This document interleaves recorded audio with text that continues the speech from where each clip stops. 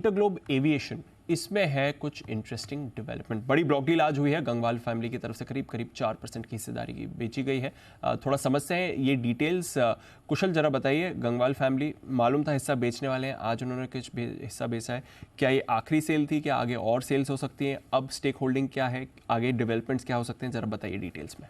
बिल्कुल दीप, आप देखिए यहाँ पर जो गंगवाल फैमिली है उनका ऑब्वियसली जो लॉक इन जो उन्होंने फरवरी में जब स्टेक सेल की थी, शोभा गंगवाल ने यहाँ पर करीबन 4% हिस्सेदारी ऑलरेडी फरवरी 2023 में यहाँ पर इन्होंने बेची थी। पर उसके बाद लगातार ये तो प्रमोटर की तरफ से ये चीज़ आई गई थी कि अगले 5 सालों में, लाइक पिछले साल ही उन्होंने अनाउंस किया था कि अगले 5 सालों में ये जो अपनी हिस्सेदारी है जो करीबन अब जो ये ब्लॉक डील हो चुकी है उसके बाद 25.7% हो जाएगी, ये हिस्सेदारी फर्दर और ज़्यादा घटती हुई भी नज़र आ सकती है।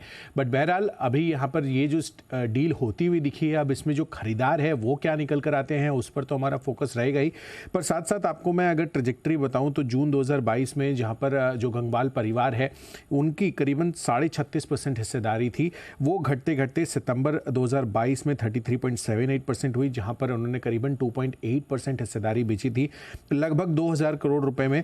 साथ ही फरवरी 2023 में रिसेंटली जो उन्होंने 4% हिस्सेदारी बेची वो भी 2900 करोड़ पर डील होती हुई दिखी थी, और इस बारी लगभग ये 3730 करोड़ रुपए की डील हुई है प्रमोटर की तरफ से। पर अब आप देखिए यहाँ पर जिस तरह से राहुल भाटिया और राकेश गंगवाल के बीच 2006 में जो इंटरग्लोब एविएशन की शुरुआत हुई थी, उसके बाद जो फ्यूड है यानी कि जो डिस्प्यूट है दोनों परिवारों के बीच में, वो 2019 में सामने आता हुआ दिखा। उसके बाद 18 फरवरी 2022 को गंगवाल साहब ने इंडिगो के बोर्ड से इस्तीफे का ऐलान भी कर दिया था, और उसके बाद उन्होंने ये चीज़ डिक्लेयर की थी कि अगले 5 सालों में वो धीरे धीरे अपनी जो हिस्सेदारी है वो बेचते हुए नजर आएंगे। तो ये उसी का एक पार्ट है जो अभी वापस से निकल कर आया है। तो आगे अभी और भी हिस्सेदारी जो है इनकी तरफ से बेचनी बाकी है, पर उन्होंने ये चीज़ भी कही थी कि आगे चलकर दोबारा बोर्ड मेंबर के तौर पर काम करना हो सकता है कि संभव भी होता हुआ नजर आए। तो ऐसा पहले उन्होंने कहा था। बट बहरहाल अभी यहाँ पर जो हिस्सेदारी बिकी है और फर्दर हिस्सेदारी आगे चलकर बिक भी सकती है,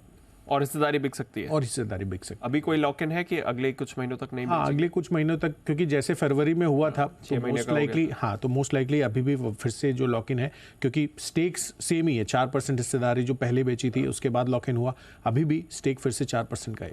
तो छोटे छोटे ब्लॉक्स में ये बेचते हुए नजर आएंगे। ओके, चलिए, ये है आपके लिए इंटरग्लोब एविएशन। एक बार अब इनिशियल मूव के बाद रेट्स भी सेटल हो गए।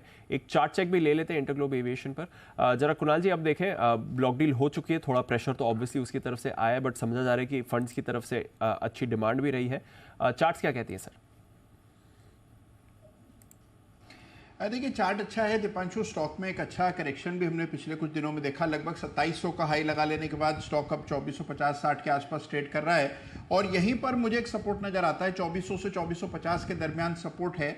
तो मेरी राय में अगर थोड़ा स्टॉक और करेक्ट हो जाता है, नीचे के लेवल्स पर मिलता है, तो बिल्कुल बाय करके चलना चाहिए। लॉन्ग टर्म ट्रेंड काफी पॉजिटिव है, तो गिरावट में खरीदारी कराए, और 2400 पर अब एक मेजर सपोर्ट बन चुका है, तो गिरावट में बाय करके चलना चाहिए इंडिगो। ओके, तो 2400 पर मेजर सपोर्ट बन चुका है, गिरावट में जरिए दबाया। आज की जो ब्लॉक डील का बेस प्राइस था वो भी 2400 का ही आया था।